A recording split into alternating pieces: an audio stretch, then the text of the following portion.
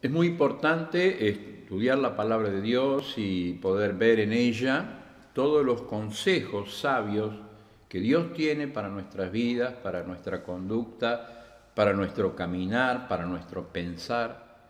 Qué hermoso es poder ser guiados por el autor de esta palabra, que es el Espíritu Santo que vive en nosotros, y poder ser guiados para que realmente Dios cumpla su voluntad soberana sobre cada una de nuestras vidas.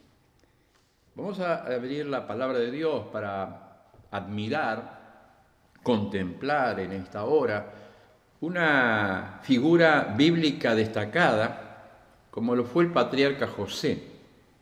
El patriarca José fue una figura señalada por Dios para ser el tipo de Jesucristo en la perfección que vendría, porque fue el hijo amado, porque fue el hermano odiado, porque fue aquel que fue ajusticiado entre dos presos, porque fue reconocido y levantado, porque fue aquel que salvó a la humanidad en aquella hora, y porque estos eran los tipos que se iban a cumplir perfectamente en la persona bendita del Señor Jesucristo cuando iba a venir a este mundo.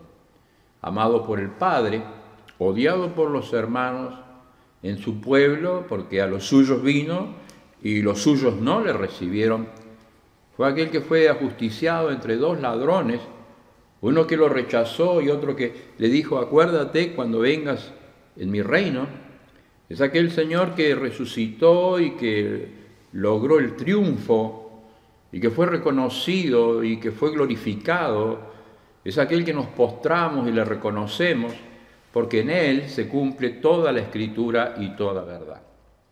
Pero en el ejemplo que tenemos de José, es el ejemplo donde estamos viendo diferentes áreas de su vida y no podemos dejar de recordar cuáles son aquellos escalones que en la vida de José marcaron un rumbo diferente para mostrar la voluntad de Dios. En primer lugar, tenemos que hablar de que fue un hombre sometido a la prueba. Las pruebas fueron algo que José experimentó en su propia familia. Una familia dividida, una familia agresiva, una familia ensamblada, hermanos que lo querían matar, hermanos que los querían destruir, aquellos que querían destruir sus sueños, aquellos que querían despojarle sus vestidos, aquellos que querían ponerle en la cisterna. Un tiempo de prueba para la vida de este patriarca que nos enseña que aún así él no cambió por ser un hombre que tenía una comunión íntima con Jehová. El segundo lugar y el segundo escalón es el escalón de la pureza, porque cuando él llegó a Egipto siendo vendido a una tierra extraña y en la casa de uno de los jefes de los militares, allí en la casa de Potifar, sufrió la grande prueba que puede sufrir cualquier cristiano, cualquier hijo de Dios, la prueba de la tentación, y la tentación sexual, que no es algo fácil, que no es algo que ha sido pasado por alto. Dicen que la tentación sexual ha sido una de las problemáticas más grandes que ha enfrentado a la gente en la iglesia, que han enfrentado los grandes líderes, los grandes pastores, los grandes hijos de Dios, y sin embargo José nos muestra que aún en medio de la tentación, aún en medio de aquella presión que él tuvo en un país extraño, con una lengua extraña, en una casa extraña, aún así la pureza fue la característica de un hombre que tenía comunión con Dios. El tercer escalón que yo quisiera compartir en esta hora con ustedes, no solamente la prueba, la pureza, sino el tercer escalón es la paciencia. Porque José fue un hombre paciente aún en medio de la prueba. Si hay una hora más oscura, si hay un punto más profundo en la ansiedad, en la depresión, en la angustia, es cuando uno pierde la libertad. Y José habla acerca de que después de que su amo lo tomó, que la esposa del amo lo acusó, lo pusieron en la prisión y aún así este hombre no cambió. ¿Sabe por qué? Porque tenía comunión con Dios. Dios estaba con José y Dios bendecía la vida de José. Y qué extraordinario poder comprender que allí aún en medio de la cárcel, José mostró paciencia para poder seguir avanzando. Qué hermosa virtud es la paciencia, porque la paciencia es fruto del Espíritu. Y la paciencia en medio de la prueba, en medio de la adversidad, en medio de la oscuridad, de la tormenta más grande, José tuvo paciencia, porque la paciencia provoca una pureza en el corazón, provoca madurez en la mente y finalmente recibe la corona de vida aquel que sufre con paciencia la prueba. Pero en cuarto lugar, en la vida de José nos enseña acerca de la gran lección del perdón. Es decir, toda la vida de José está llena de enseñanzas que hablan acerca de desafíos para la vida cristiana. La prueba, la pureza, la paciencia, pero llega tal vez la lección más difícil, la lección tal vez más desafiante para todos, que es la lección del perdón. Él había llegado a un punto muy alto en la conducción del mundo conocido en esa época. Había llegado al país más extraordinariamente desarrollado, e inclusive que hay hoy personas que estudian la cultura egipcia con tantas ciencias y con tantos descubrimientos que se realizan y van descubriendo la grandeza de esa civilización. ¿Qué habrá sido de la vida de José cuando tenía que conducir todo ese mundo conocido hasta ese momento? Y sin embargo llega el momento cuando llegan a su misma presencia los hermanos para pedir perdón. Y allí es cuando nos enseña que el perdón es una gran enseñanza que tiene la palabra de Dios para todos nosotros, que nos perdonemos los unos a los otros. Finalmente, esta escalera que he querido recordar acerca de la vida de José nos lleva a la promesa. ¿Por qué? Porque siempre José estuvo pensando que Dios había hecho todo, había conducido toda su vida a fin de preservar la vida de toda la familia y que toda la familia se salvó a través del ministerio que cumplió José, porque creyó en las promesas que Dios tenía para darle. En esta oportunidad yo quisiera que nuestro pensamiento esté puesto en la enseñanza que tuvo la vida de José.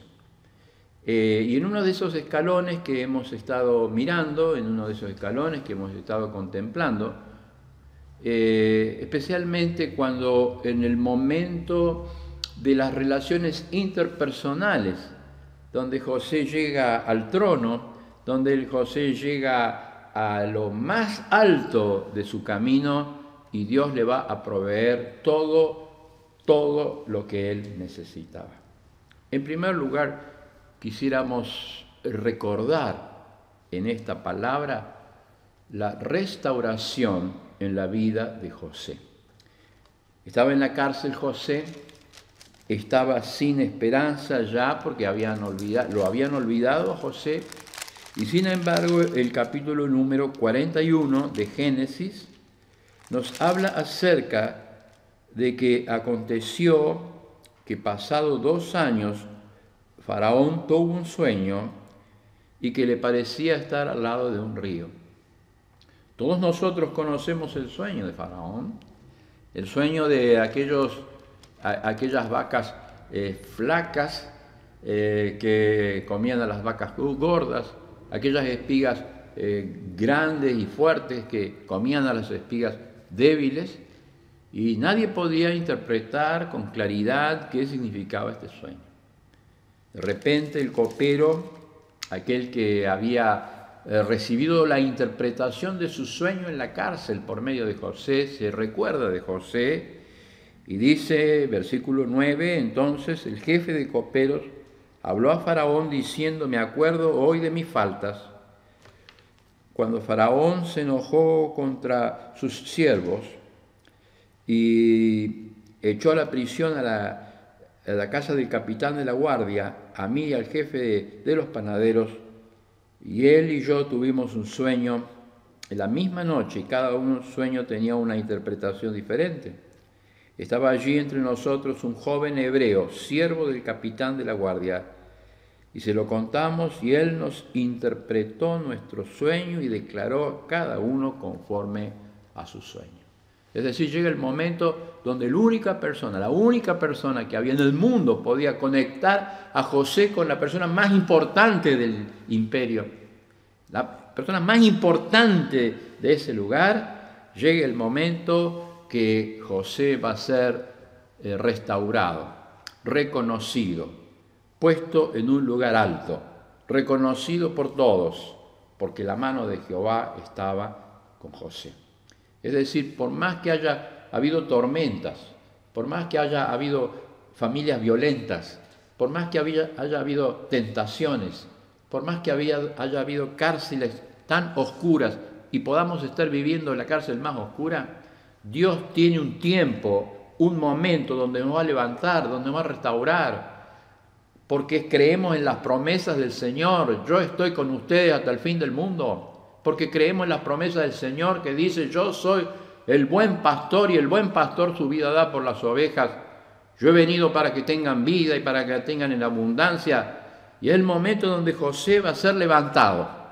Es el momento señalado en la hora profética de Dios. Dios está con José, porque Dios está con los creyentes, está con los auténticos creyentes que están esperando en Él las promesas, porque Dios tiene una promesa para él. Y dice la Biblia, la palabra de Dios, que José entra a la presencia de Faraón. Y José interpreta el sueño diciendo, fíjese, van a venir, esto significa que va a venir años de mucha prosperidad. Van a venir años de mucha cosecha. Van a venir años de mucha bendición. Pero después de eso, van a venir años de mucha falta, de mucho hambre, de mucha penumbre. Y por eso hay que apurarse, porque esto viene de Dios. Dice la Biblia en el versículo 37 de este capítulo que estamos leyendo y estamos siguiendo, el asunto le pareció bien a Faraón y a sus siervos. Y dijo Faraón a sus siervos, ¿acaso, qué tremendo texto ¿acaso hallaremos a otro hombre como este en quien esté el Espíritu de Dios? Entonces dice, y dijo Faraón a José, pues que Dios te ha hecho saber todo esto, no hay entendido ni sabio como tú serás sobre mi casa y por tu palabra se gobernará todo mi pueblo. Solamente en el trono seré yo mayor que tú. Qué hermosa palabra de una persona que no conocía a Dios pueda cumplir la voluntad de Dios sobre la vida de José. En José reconocieron que no había otro hombre que tuviese el Espíritu de Dios. Y qué extraordinario cuando alguien puede descubrir en nuestra persona, alguien que pueda ser nuestra esposa, nuestros vecinos, aquellos compañeros de trabajo. ¿Cuántas personas están al lado nuestro?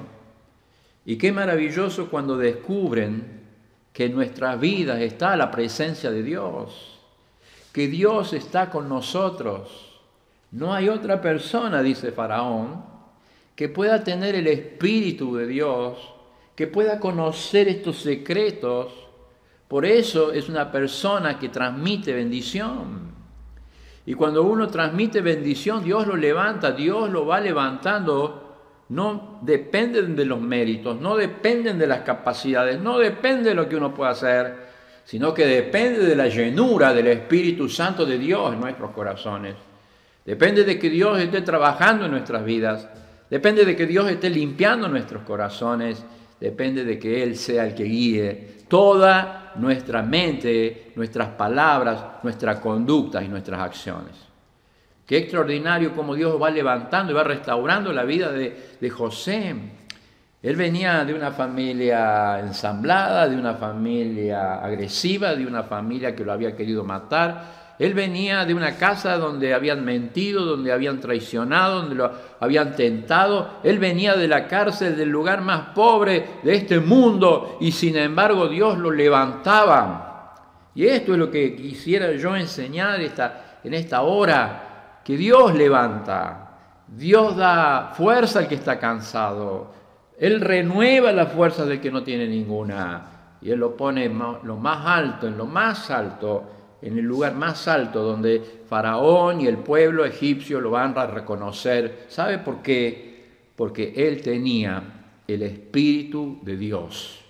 Y lo pone para que gobierne sobre aquel mundo reconocido, único, en aquella cultura extraordinaria, en aquel mundo único y maravilloso. Y José es levantado, porque Dios restaura. Dios vuelve a colocar en ese lugar alto a aquel que está dispuesto a vivir una vida de integridad.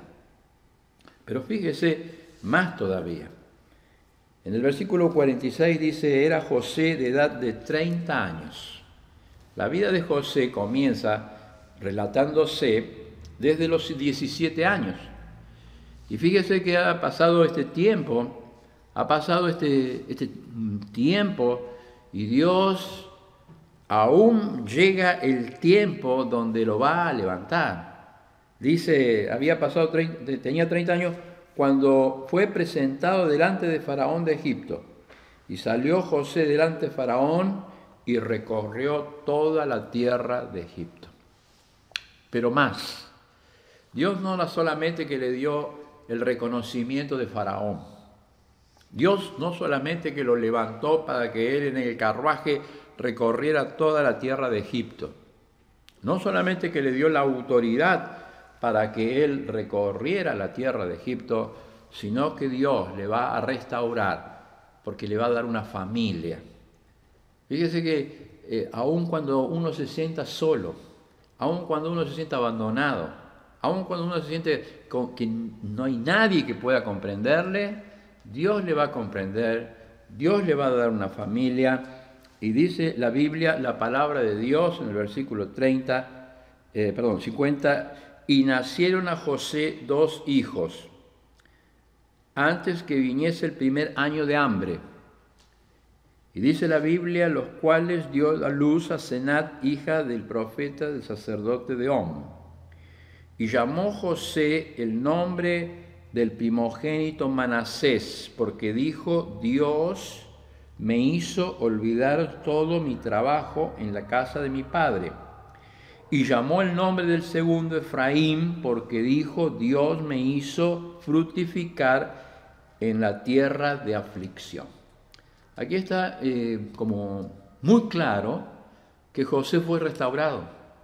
No solamente que le dio una familia, una esposa, sino que recibió 2 hijos que van a ser aquellos intérpretes, aquellos que van a llevar una gran carga de la herencia que tenía el pueblo de Israel. Uno, el más grande, Manasés, que significa Dios me hizo olvidar de la amargura del pasado. Qué bueno es cuando uno puede seguir avanzando, puede levantarse del complejo más profundo que tenga, de la carga más tremenda que uno tenga, pueda levantarse y pueda ponerse adelante y decir, Dios me hizo olvidar. Dios me ha quitado toda la raíz de amargura, Dios me ha cambiado, Dios me ha transformado y Dios me ha restaurado. Y no solamente que el primer hijo se llama Manasés, sino que el segundo hijo se llama Efraín. Y Efraín significa Dios me hizo fructificar. Es decir, Dios habla acerca de que da fruto aún en los tiempos más adversos. Dios da fruto aún en el tiempo de más adversidad. Dios cambió su vida, Dios transformó su mente, Dios cambió completamente su camino, Dios restauró completamente a José. Qué hermoso pensar de que Dios puede hacer eso con mi vida. Qué hermoso pensar que Dios puede hacer esto con la vida de todos los cristianos. Porque Dios nos puede levantar. El Espíritu Santo de Dios obrando en nuestras vidas nos puede restaurar. Y no solamente que le devolvió una familia hermosa, sino que los nombres de los hijos formaron parte de aquellas tribus que iban a ser bendecidas por la bendición que iba a recibir el pueblo de Israel. Y los hijos hablaban acerca de que José había olvidado el rencor, había olvidado aquel fracaso, aquel dolor en la tierra de su padre. Y hablaba acerca de que Dios le había fructificado, Dios le había dado fruto. Lo más importante que en la vida cristiana deseamos tener todos los creyentes, fruto para la gloria de Dios, fruto para que reconozcan que Cristo está en nosotros. Evidentemente que José fue restaurado, fue puesto en un lugar alto y fue reconocido. Todos vieron que José tenía el Espíritu de Dios. Pero para completar esta idea de José levantado, José reconocido, José restaurado, de un José que había llegado al lugar más alto que tenía en Egipto. Qué importante el trabajo que Dios le dio a José. Y el trabajo que Dios le dio a José fue el de administrador. Por estos años que iba a haber tanta abundancia de bienes, para que pueda administrar aquellos años que iban a venir, donde iban a ser años de tanta necesidad para el mundo, que iban a tener tanta falta en el mundo, y que José era uno de los principales protagonistas de aquella administración. ¿Sabe por qué? Porque José fue un gran mayordomo. ¿Qué significa ser un mayordomo? Mayordomo significa una persona que administra bienes que no son suyos. ¿Qué significa ser mayordomo? Mayordomo significa una persona que está trabajando, que está administrando, que está controlando bienes que no son suyos, pero que van a tener que dar cuenta qué hizo con esos bienes. En la Biblia habla acerca de muchas mayordomías. La Biblia enseña que un creyente es un mayordomo. La Biblia enseña que cada cristiano es un mayordomo que ha recibido bienes que no son nuestros, pero que un día vamos a tener que dar cuenta delante de Dios. Ahora José, cuando es levantado, José cuando es puesto en alto, una de las características más brillantes que tuvo fue saber administrar todos estos bienes para que en abundancia, para que la abundancia de estos bienes pudiesen durar cuando viniese la escasez de todo aquello que iba a faltar. Fíjese que dicen que un mayordomo es responsable de todo, pero dueño de nada. Un mayordomo es alguien que administra bienes mientras su señor no está. Y los administra de tal manera que cuando vuelva y cuando rinda cuenta ante su señor, las cuentas cierran perfectamente. Y es lo que pasó con José. José comenzó a administrar. José comenzó a administrar en esos años de mucha abundancia y comenzó a guardar y comenzó a multiplicar. Y cuando vinieron los años de escasez, él tenía abundancia de bienes para entregar. Por eso la gran pregunta de esta hora es: ¿cómo estamos administrando nuestra vida? ¿Cómo somos mayordomos?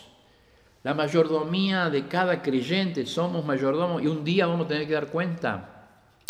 Nuestras vidas, nuestro cuerpo, ¿cómo administramos nuestro cuerpo? ¿Qué permitimos que entre por los ojos? ¿Qué permitimos que entre por los oídos? ¿Qué hacemos con nuestras manos? ¿Qué hacemos con nuestros pies? ¿Cómo administramos el templo de Dios, que es el templo del Espíritu Santo? La mayordomía es uno de los temas más importantes que nos prepara para tener un encuentro con Cristo, para tener las cuentas arregladas, cómo estamos administrando el templo del Espíritu Santo de Dios. Pero en esta hora y cuando vemos la vida de José y vemos tantos escalones que han sido importantes, la prueba, la pureza, la paciencia, el perdón, cuántos escalones que él ha subido, y pensamos cómo estamos administrando nuestro tiempo, qué estamos haciendo con nuestro tiempo. El Señor ya vuelve y tal vez no tenemos frutos, tal vez no tenemos eficacia, no tenemos servicios. Y esta hora es la hora de actuar, es la hora de ponerse en las manos de Dios, es la hora de ser buenos mayordomos con nuestro tiempo, porque el tiempo se pasa rápido, porque el tiempo no vuelve, porque las oportunidades no vuelven. Pero José aprovechó esta oportunidad para llegar a lo más alto del lugar de Egipto, pero cuando estuvo allí aprovechó bien el tiempo. El tiempo se iba a pasar rápidamente, la escasez iba a venir rápidamente, pero la administración hecha por la gracia de Dios, por la sabiduría de Dios, iba a permitir que el pueblo siga viviendo lleno de gracia y lleno de virtud. Pero en tercer lugar, ¿cómo estamos administrando nuestros tesoros? Los tesoros que son emocionales, nuestra familia, nuestra esposa. ¿Cómo estamos administrando con nuestros hijos? ¿Cómo estamos administrando con nuestros padres? Porque hasta José nos enseña que cuando Jacob vino de una tierra llena de hambre, cuando vino de una tierra llena de miseria, José lo recibió y lo presentó frente a Faraón. Nunca perdió el respeto por su padre. Fue un mayordomo de aquellos tesoros que tenemos en el corazón, nuestra familia, nuestros seres queridos, nuestros hermanos, la iglesia, tesoros que tenemos que aprender a administrar bien. Pero también los tesoros materiales, cómo administramos nuestro dinero, cómo estamos administrando el dinero que no es nuestro, que es de Dios, y que Dios necesita lo primero, la adoración en esta parte y en este punto de nuestra vida. José administró bienes. ¿Para qué? Para que el mundo conocido no muriera de hambre, pudiese ser sostenido y pudiese llegar a la victoria completa. Pero en cuarto lugar, no solamente el templo, como lo administramos, no solamente el tiempo, como lo administramos, no solamente los tesoros, como lo administramos, sino aquellas capacidades, aquellos talentos, aquellos dones espirituales que Dios nos ha dado y que necesitamos administrar. Esta lección nos habla acerca de que nuestras vidas le pertenecen completamente a Dios, que nuestras vidas van a ser restauradas, que nuestras vidas necesitan ser administradas por el poder que tiene Dios obrando en nuestros corazones.